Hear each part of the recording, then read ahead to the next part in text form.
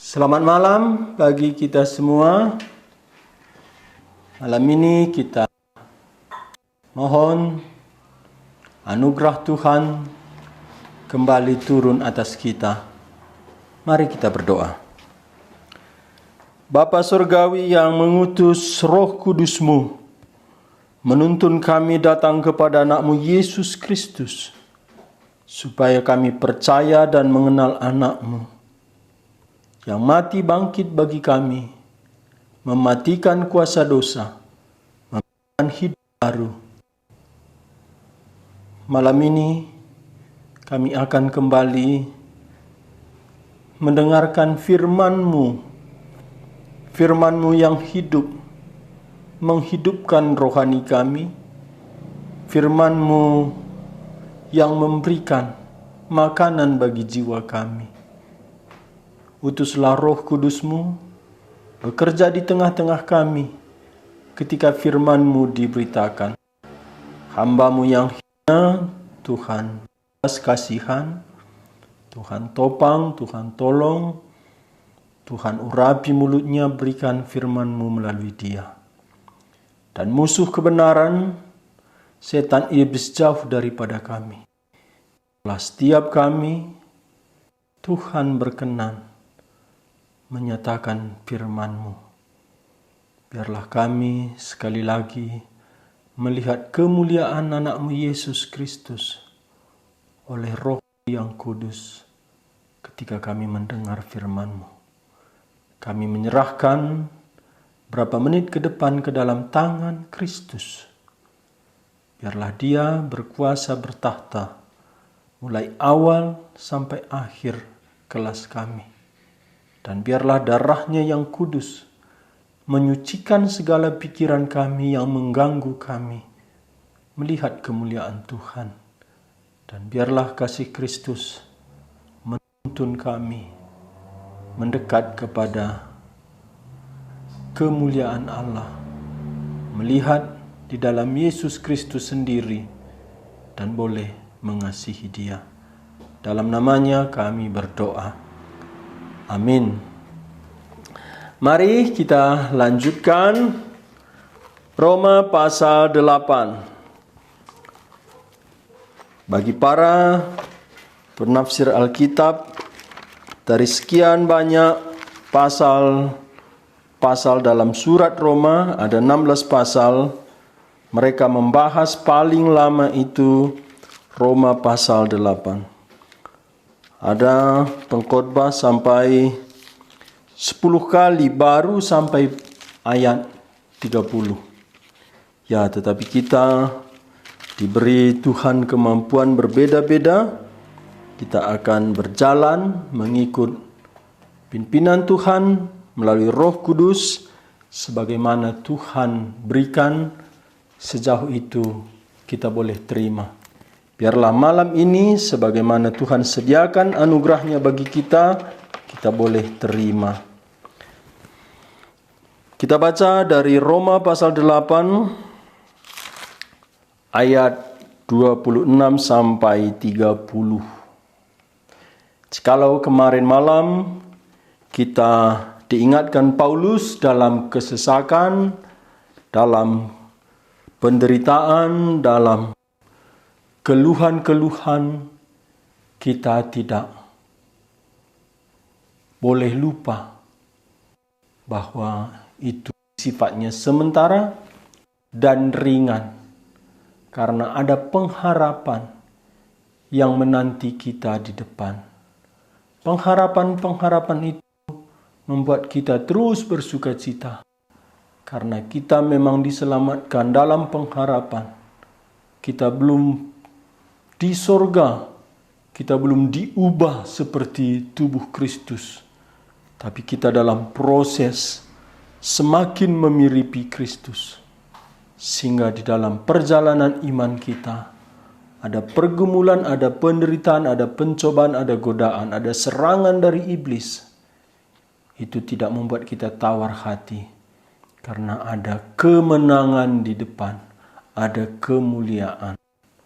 Malam ini Paulus juga mengingatkan kita yang lemah, bukan saja perlu kita berpengharapan, tapi perlu kita mengingat ada Roh Allah menolong kita dalam berdoa. Kita baca Roma pasal 8 ayat 26 sampai 30. Demikian firman Tuhan. Demikian juga Roh membantu kita dalam kelemahan kita. Sebab kita tidak tahu bagaimana sebenarnya harus berdoa. Tetapi Roh sendiri berdoa untuk kita kepada Allah dengan keluhan-keluhan yang tidak terucapkan.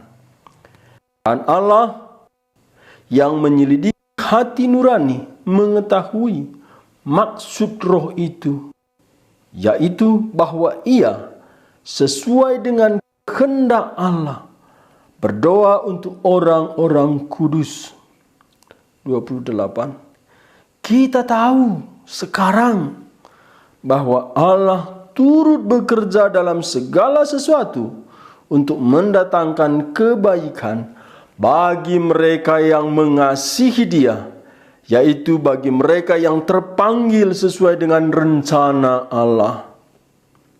Sebab semua orang yang dipilihnya dari semula, mereka juga ditentukannya dari semula untuk menjadi serupa dengan gambaran anaknya, supaya Ia, anaknya itu, menjadi yang sulung di antara banyak saudara.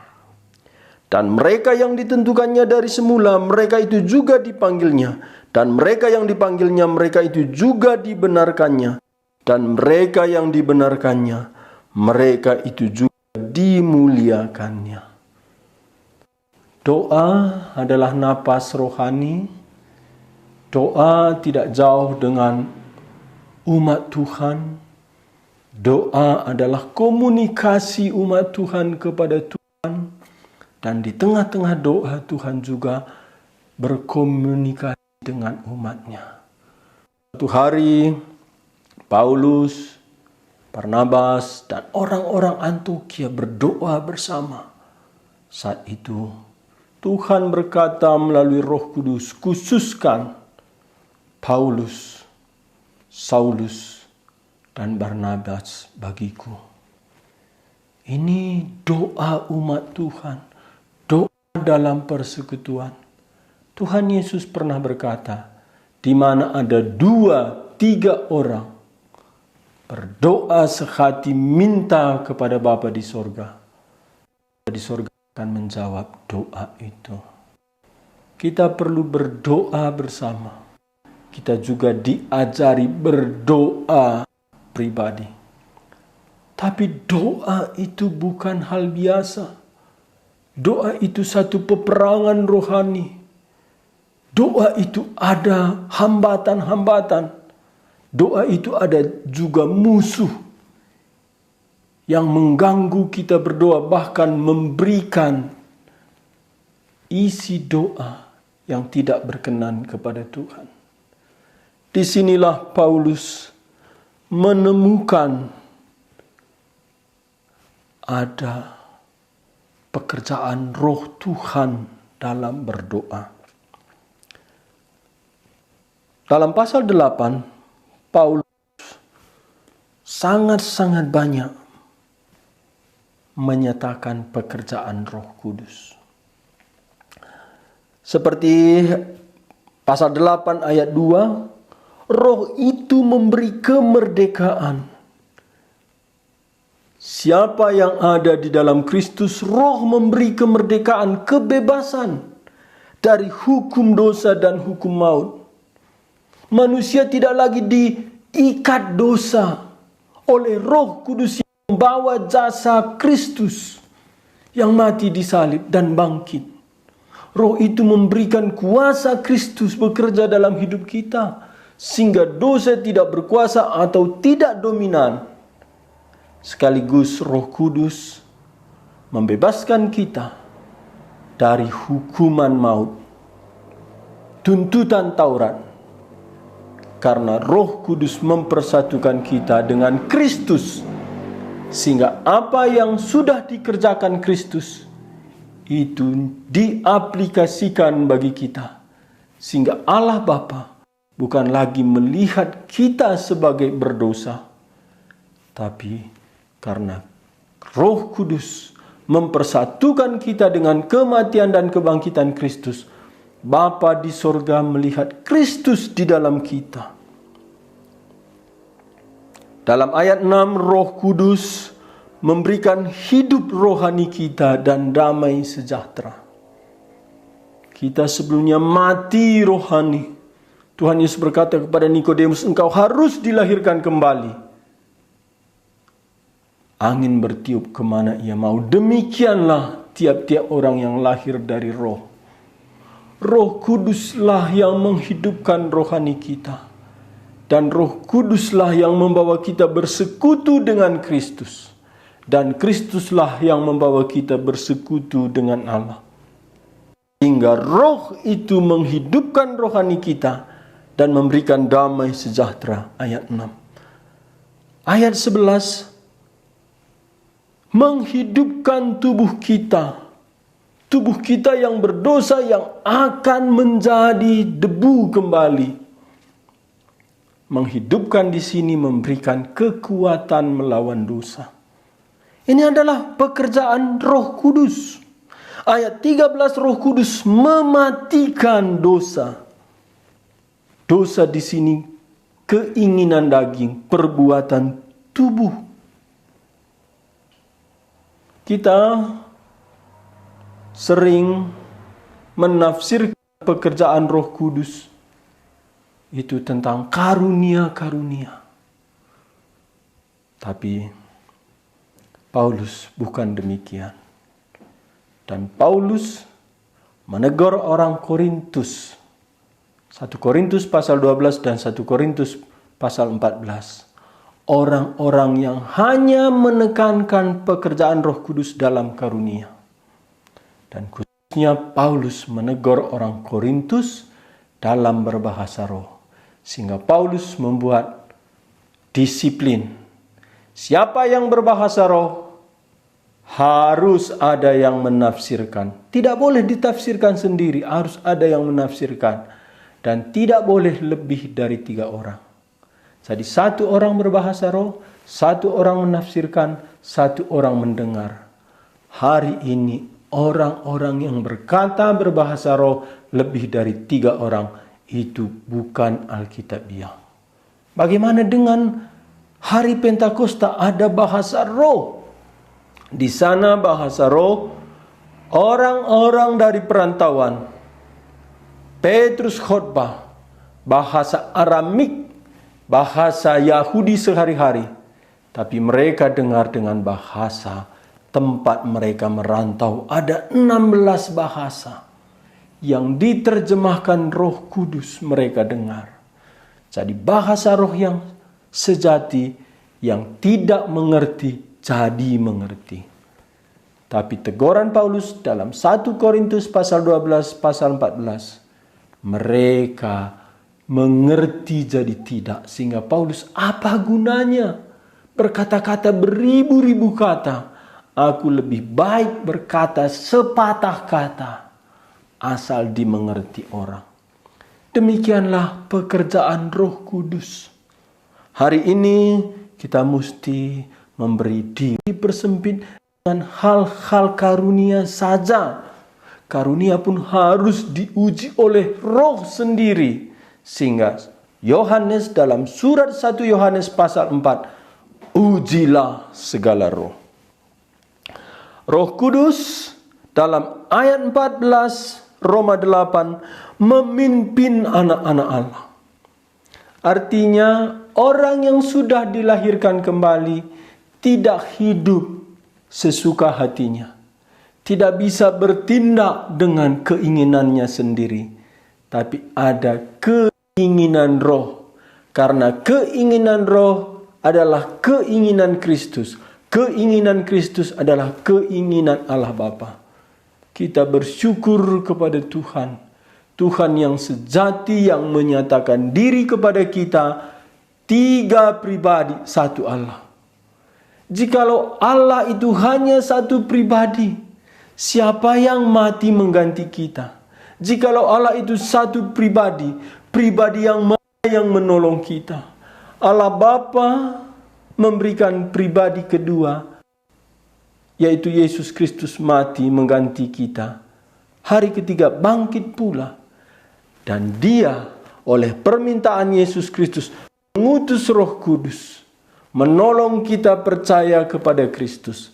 Dan Kristus sebelum disalibkan, malam terakhir, pasal 14 dan pasal 16 Yohanes, Dia berkata, "Aku tidak meninggalkan engkau sebagai yatim.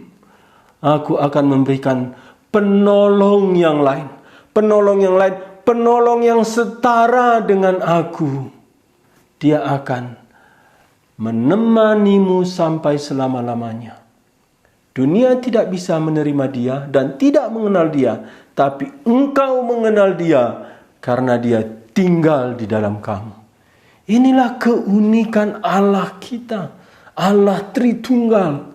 Hari ini doktrin yang paling tidak disukai orang Kristen, Allah Tritunggal.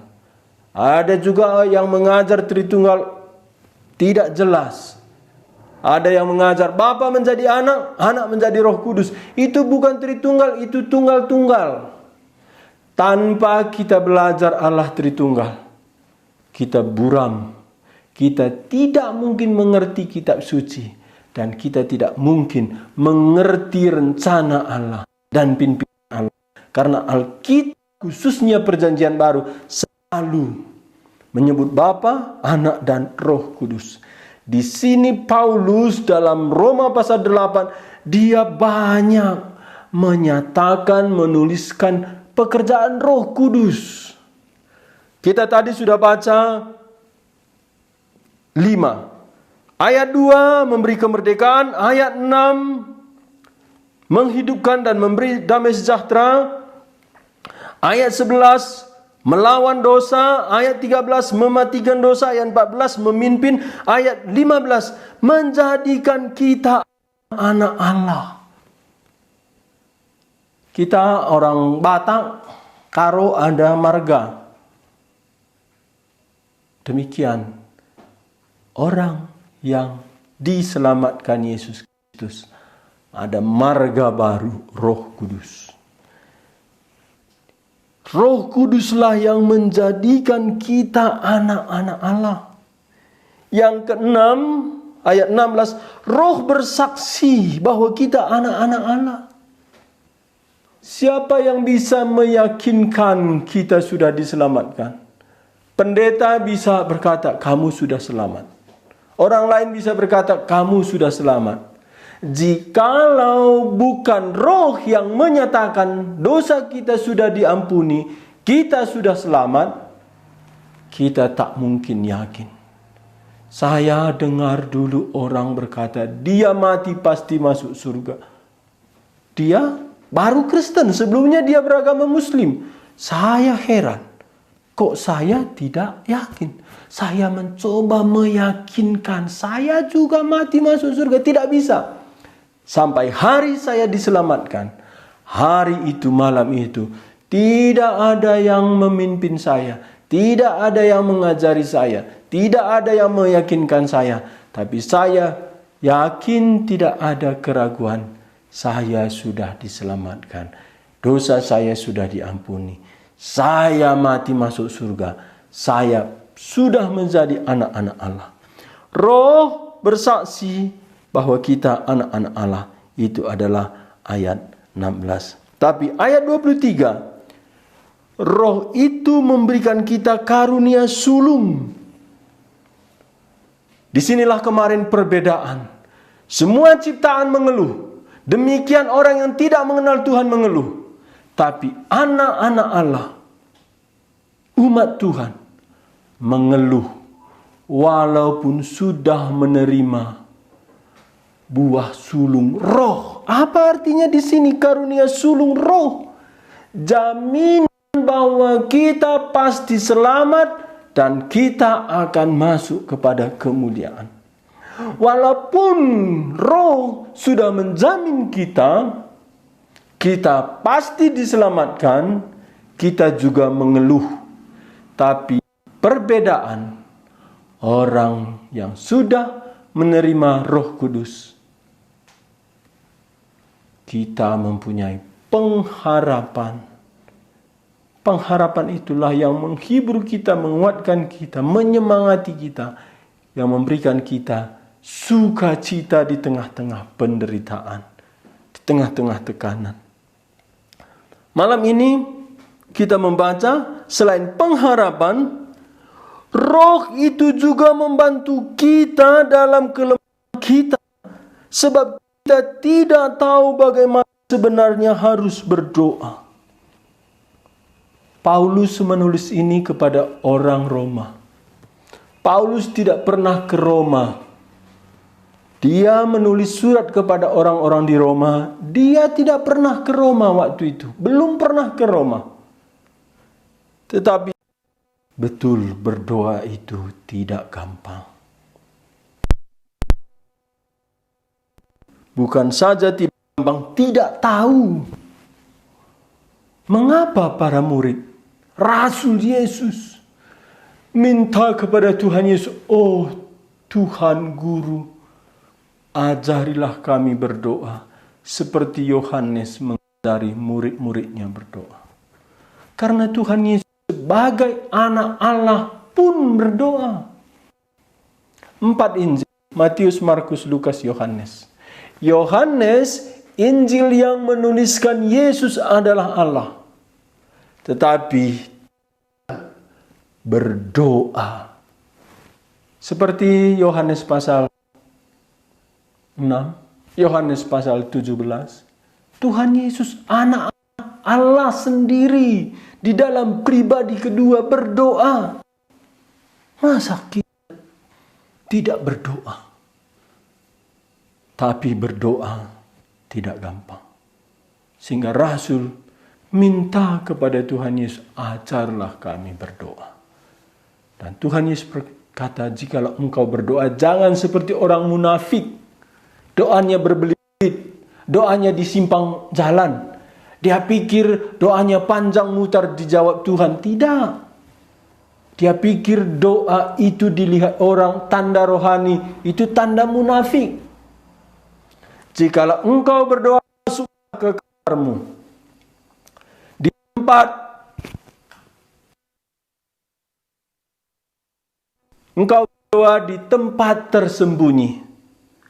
Tidak dilihat orang, tapi Bapamu yang tidak kelihatan melihat engkau, dan engkau akan menerima upah. Jikalau engkau berdoa demikian, Bapa kami yang di sorga, dikuduskanlah namamu.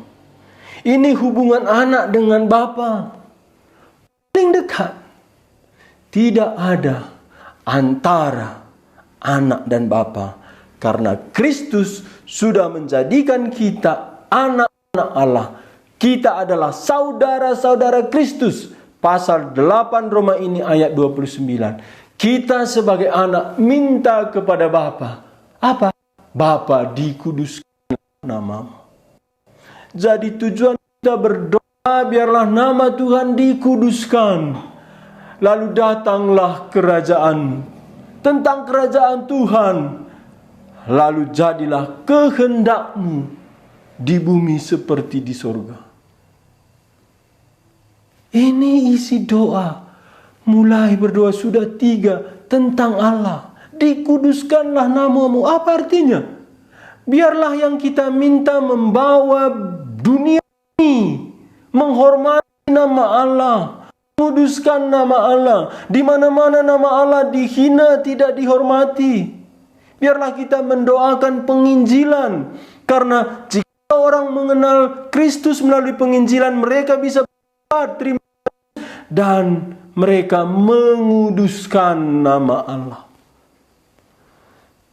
Janganlah menyebut Tuhan Allahmu dengan sembarangan. Itu artinya apa? Kita harus hormat kepada Tuhan. Dan ketika kita berdoa, biarlah isi doa kita membawa manusia takut dan hormat kepada Tuhan. Dikuduskanlah namamu, datanglah kerajaanmu. Dunia ini sudah dikuasai setan dan merebut dengan ilegal kedaulatan Allah melalui mencoba menggoda manusia jatuh ke dalam dosa. Manusia akhirnya mengikuti setan, sadar atau tidak sadar. Manusia merajakan setan. Tapi Allah yang berdaulat tidak mungkin kalah, takluk kepada setan. Tapi kita diberi kesempatan berbagian, menyatakan kemenangan Allah, menyatakan kekalahan setan, sehingga datanglah kerajaanmu. Jadilah kehendakmu di bumi seperti di sorga. Di sorga tidak ada halangan, tidak ada jarak antara kehendak Tuhan dan Tuhan semua malaikat dan orang-orang roh yang sudah disucikan, kata penulis Hebrew. Semua mereka menyembah Tuhan. Tidak ada halangan. Orang-orang memuliakan Tuhan di sorga. Seperti Tuhan Yesus berkata, dialah Allah yang disembah Abraham, Ishak dan Yakub saat ini. Orang-orang percaya yang sudah dipanggil Tuhan, semua memuliakan Tuhan, menyembah Tuhan, termasuk malaikat. Tidak ada yang menghalangi di sorga. Demikian kehendak Tuhan yang di sorga turun ke bumi. Ini artinya kehendak kita tidak bisa kita utamakan. Apakah yang menghalangi kehendak Tuhan di bumi? Tidak lain adalah kehendak kita. Baru keempat, berilah kami makanan pada hari ini. Makanan, bahasa aslinya itu bukan makanan, itu roti. Itu sama dengan perkataan Tuhan Yesus, akulah roti hidup. Itu menyatakan makanan rohani. Juga memang betul makanan jasmani. Tapi penekanannya di sana, roti itu dekat dengan hal kerohanian. Jadi kalau kita lihat doa yang diajarkan Tuhan Yesus, itu doa yang membawa kita bersyukur kepada Tuhan, menikmati Tuhan, memuliakan Tuhan. Baru ampunilah kami, seperti kami mengampuni orang yang bersalah kepada kami. Itu bukan berarti kalau kita tidak mengampuni, kita tidak diampuni. Itu aplikasi.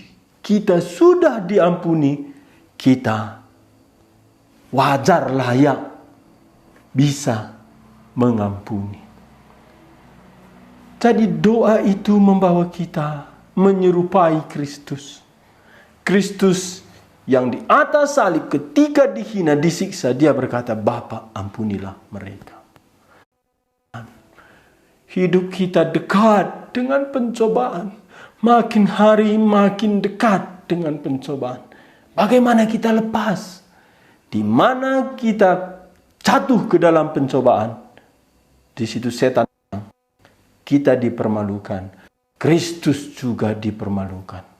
Sehingga kita harus mengingat, kita harus menang dalam pencobaan. Bagaimana kita menang?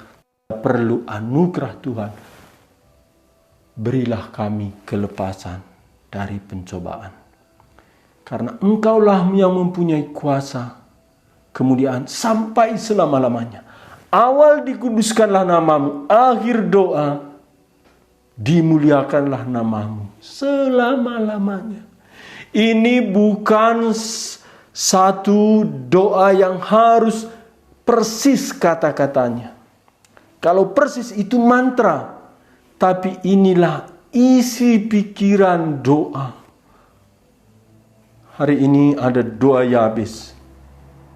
Tuhan tidak mengajari kita doa Yabes. Yabes itu orang tertentu yang punya kelemahan, yang tidak ada kepercayaan diri. Tuhan menolong dengan doa itu. Tapi kita anak Bapa kami di sorga. Kita bukan orang asing. Papa, minta uang, Pak. Demikian kita berdoa dekat kepada Tuhan. Inilah yang dikatakan Paulus. Demikian juga Roh membantu kita dalam kelemahan kita. Sebab kita tidak tahu bagaimana seharusnya berdoa. Lemah. Paulus berkata lemah kepada orang di Roma. Demikian kita. Lemah. Ini penemuan Paulus. Penemuan Paulus dalam hidup orang Kristen, lemah dalam berdoa. Lemah, bahkan tidak tahu. Kalau begitu bagaimana? Tetapi Roh sendiri berdoa untuk kita kepada Allah dengan keluhan-keluhan yang tidak terucapkan.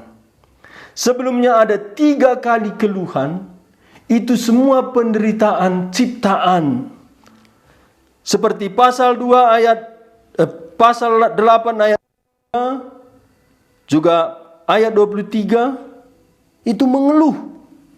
Tapi di sini Roh menolong kita berdoa dengan keluhan-keluhan. Itu artinya kelemahan kita diambil Roh Kudus. Dan dialah yang membawa doa-doa yang disempurnakan kepada Bapa di sorga melalui nama Yesus. Mengapa harus nama Yesus? Karena Efesus pasal 2 ayat 2, ada roh-roh di angkasa yang menghalangi doa kita. Hanya satu, nama Yesus menembusi itu. Tapi Paulus, seorang rasul yang paling disegani, mengaku kita lemah. Dalam Alkitab, orang yang disebut berkuasa dalam berdoa itu Nabi Elia. Itu yang katakan Yakobus. Ingatlah Elia.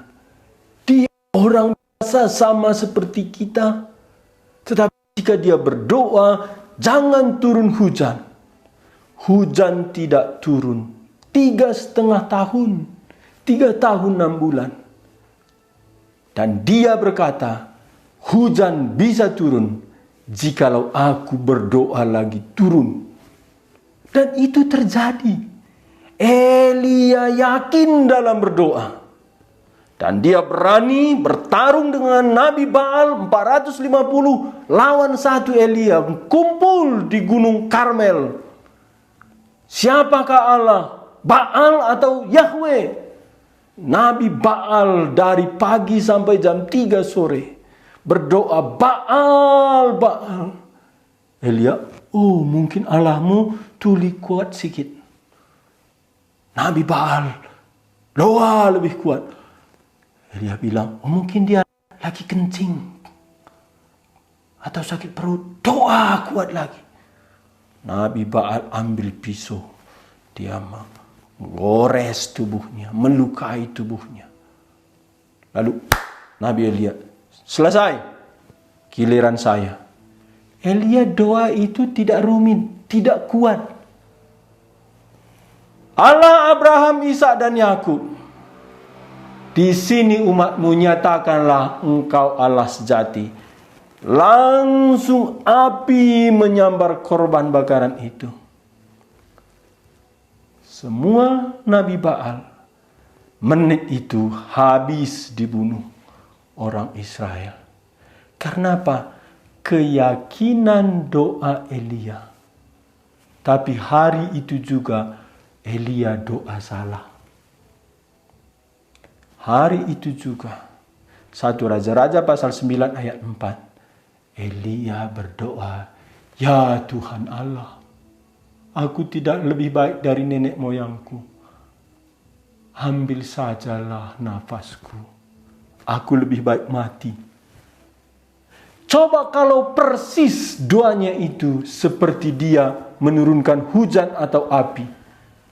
Dia langsung mati. Tapi kenapa doa itu tidak berkuasa? Inilah fungsi Roh Kudus. Doa yang salah, rohan. Dia tidak sampaikan kepada Bapa. Demikian banyak doa kita tidak dijawab Tuhan karena kita salah berdoa. Demikian kata Yakobus. Kamu tidak mendapat apa-apa karena kamu tidak berdoa.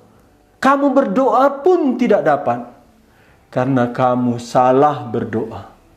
Apa salahnya? Kata Yakobus, engkau berdoa untuk memuaskan nafsumu, keinginanmu, cita-citamu.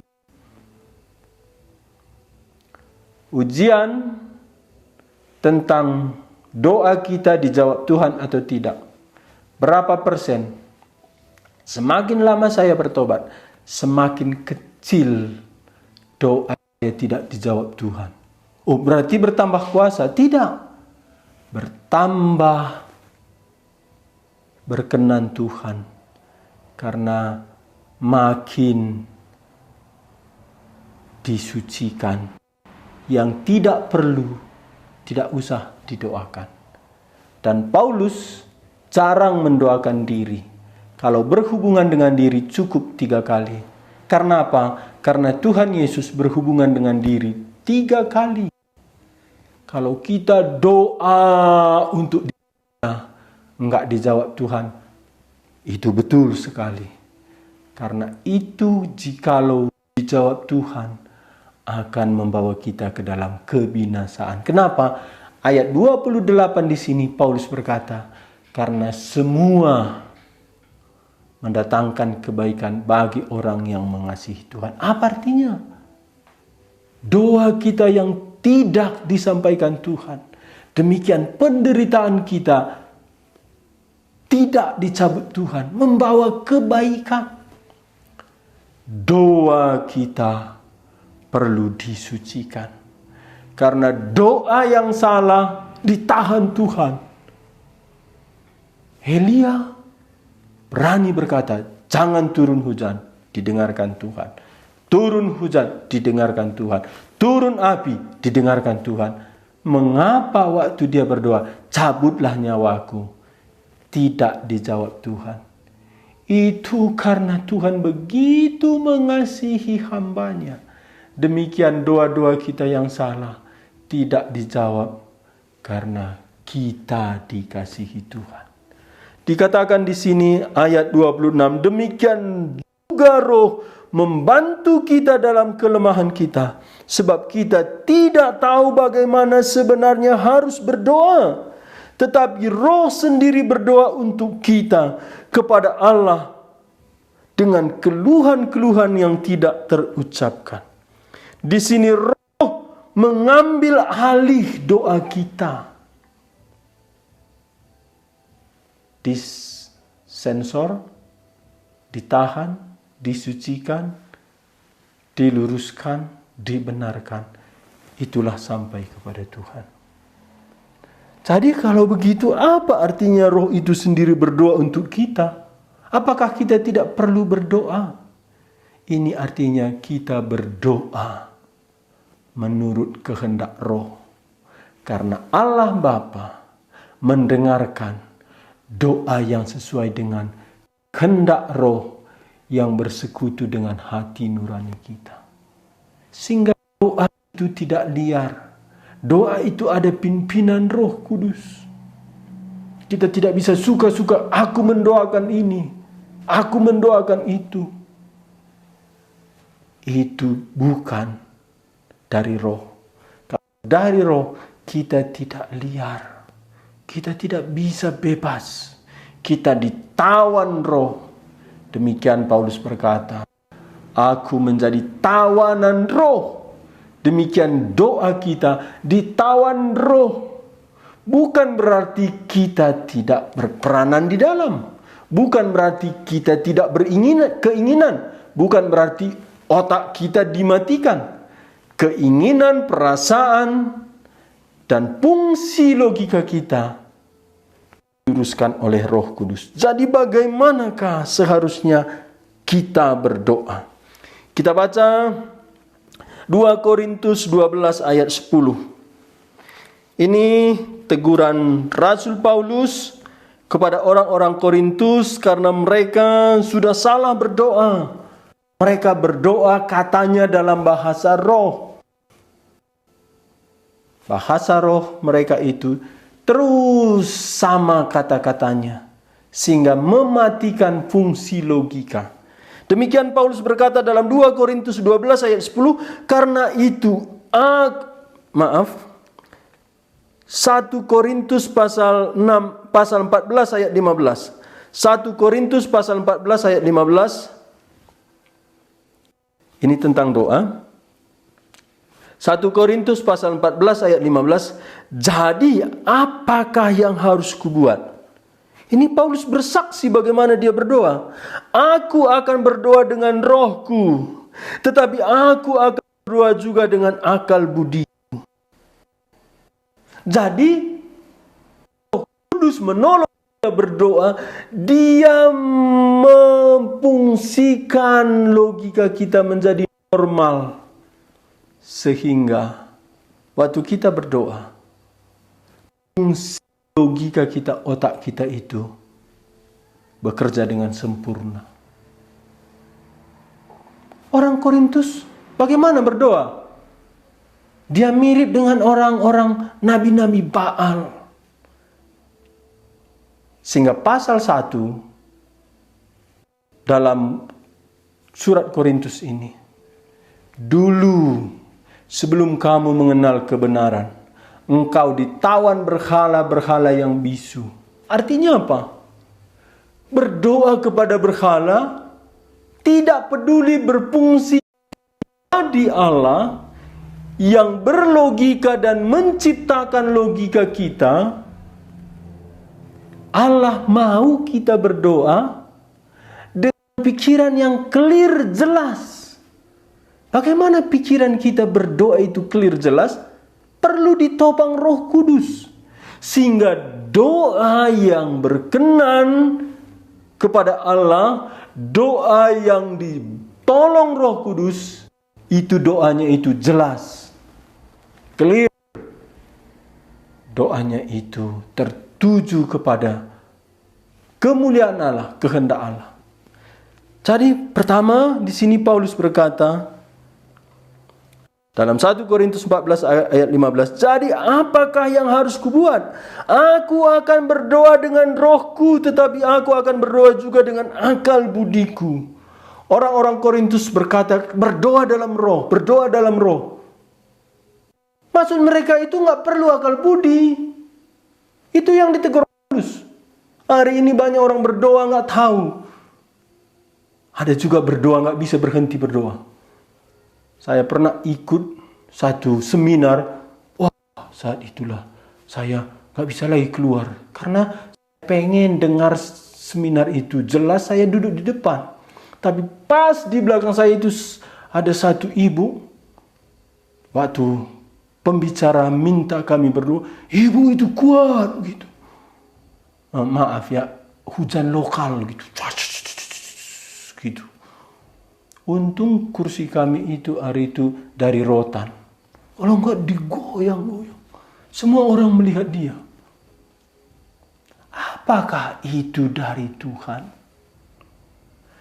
Petrus berkata, tenanglah engkau. Kalau berdoa itu tenang. Berdoa pakai logika tenang. Sehingga ada lagu, indahnya waktu berdoa. Karena doa itu tenang. Saya tidak menemukan doa itu ribut dalam Alkitab. Tuhan Yesus sendiri pagi-pagi buta cari tempat sunyi. Untuk apa? Untuk berdoa. Ketika sore hari pun dia ingin berdoa, dia suruh para muridnya itu menyeberang danau. Dia sendiri bersama Bapa. Doa itu perlu ketenangan. Karena Allah itu tidak berbicara dalam keributan. Allah mendidik Elia mendengar suara Tuhan. Ketika Elia sudah drop rohaninya, tidak tahu lagi kehendak Tuhan, dia salah berdoa, Allah menguji, mendidik kepekaan Elia. Di bawah pohon kayu yang besar, Allah menghembuskan suatu angin yang memecahkan batu-batu. Allah tidak di sana. Lalu datang gempa. Allah tidak di sana. Datang lagi api. Di sini pun Elia mengerti Allah di sana. Lalu datanglah angin sepoi-sepoi basah. Elia langsung rebah ke tanah. Karena apa? Di situ Allah. Inilah Tuhan Allah mendidik Elia, mendidik kita. Allah itu tidak bicara seperti petir. Allah itu berbicara dalam ketenangan. Kita baca surat Petrus.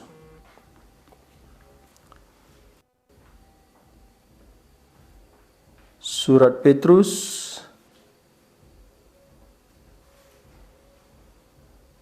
1 Petrus 4 ayat 7.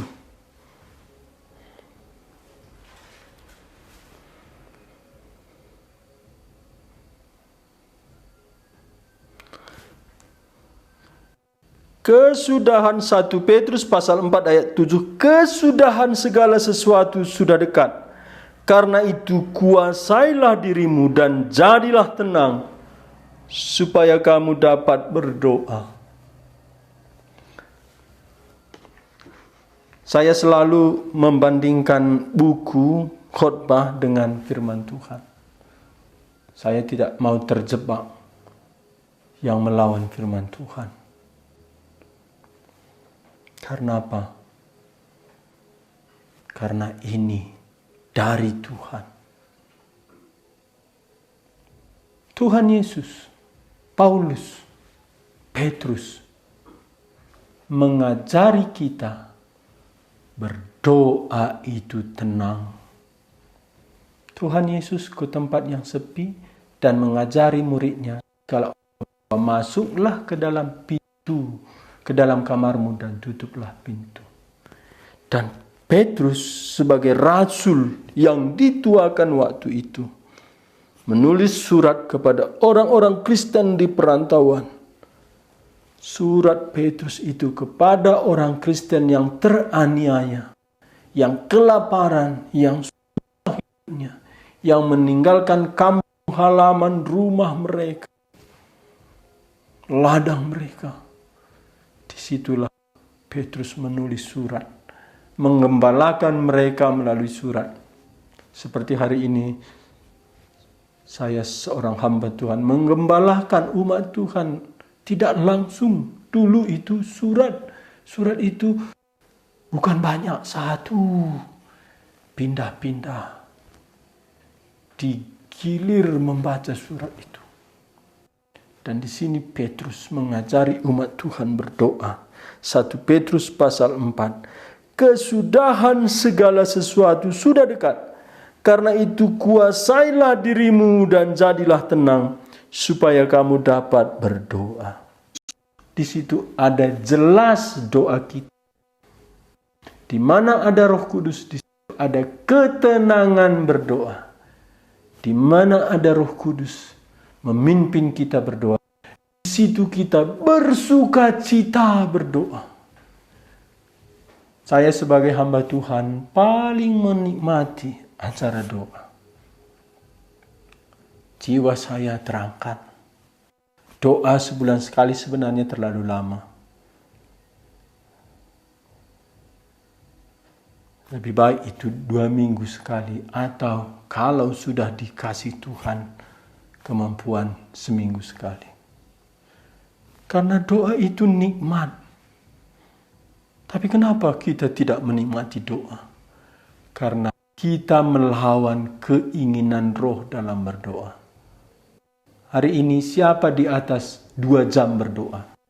Hari. Kalau saya disatukan sekitar 2 jam. Karena sering saya berhenti setengah jam, doa lagi. Doa lagi. Karena apa? Karena dalam doa itu Tuhan menyatakan kehendaknya. Dalam doa itu ada persekutuan dengan Tuhan. Ada orang yang berkata, Tuhan berkata kepada dia sepertinya tahu kehendak Tuhan. Doanya pun 3 menit, 15 menit. Nggak mungkin orang berdoanya itu sambil lalu mengerti kehendak Tuhan. Kadang-kadang saya berulang berdoa, tidak jelas. Tidur lagi. Nanti ada kekuatan doa. Ketenangan. Doa kita bersekutu dengan Tuhan, di situ kita segar dilayani Tuhan. Dan kita melihat kemuliaan Tuhan, di sanalah kita bisa melawan dunia ini. Dan satu yang dikatakan Osland Chamber, dia berkata, kemenangan di dunia ini tergantung kemenangan di tempat tersembunyinya, itu doa. Kalau doa kita jelas, hidup kita tidak jelas. Kalau doa kita tidak jelas, hidup kita tidak jelas. Kalau doa kita jelas dilayani Tuhan, sepanjang itu hidup kita jelas dipimpin Tuhan. Tuhan kita Yesus teladan sempurna. Dia sebelum para murid pun dia sudah pergi berdoa. Dia teladan kita. Kita tutup terakhir dari Efesus. Efesus 6 ayat 18.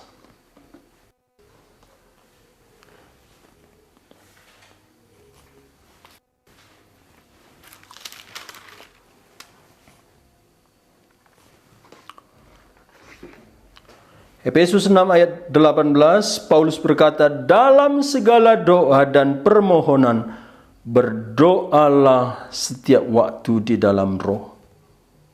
Dan berjaga-jagalah di dalam doamu itu dengan permohonan yang tak putus-putusnya untuk segala orang kudus. Di sini Paulus mengingatkan jemaat Efesus, dalam segala doa dan permohonan berdoalah setiap waktu. Terjemahan lain, dalam berdoa, Roh memimpin kamu dalam setiap waktu. Artinya apa? Kapan saja Roh mendorong kita berdoa, kita harus berdoa. Bukan saja waktu-waktu yang kita sudah tentukan sebagai jam doa. Ini artinya apa? Ini artinya kita taat kepada pimpinan Roh. Dalam bahasa yang lain, berdoa pada saat momen yang diperintahkan Roh Kudus berdoa. Dalam bahasa Karo di sini bagus sekali. Ertotolah bas bukuna. Bukuna di sini waktu Roh mendorong kita berdoa. Ada maksud Tuhan, kita harus taat. Dan apa yang diperintahkan Roh kita doakan, kita harus taat. Bagaimana kita tahu? Dalam perjalanan kita tahu dari Tuhan atau tidak. Ada kepekaan dalam rohani kita. Kita tahu dari Tuhan atau tidak. Saya dulu ada orang bersaksi hamba Tuhan, dia mengerti. Bagaimana dia tahu? Akhirnya saya juga dididik Tuhan. Waktu doa itu ada penyataan begitu damai, begitu jelas, begitu berani kita meminta. Pasti diberi Tuhan. Kenapa? Karena itu bukan dari kita. Bukan dari keinginan kita, tapi dari dorongan Roh Kudus. Tentunya ini memuliakan Tuhan. Ini kehendak Tuhan. Tidak melanggar firman Tuhan, tapi menyatakan kebenaran firman Tuhan. Banyak buku-buku doa, tapi penekanan buku doa hari ini untuk keinginan daging. Tapi apa yang dikatakan firman Tuhan, ketika kita berdoa, kita dipimpin Roh.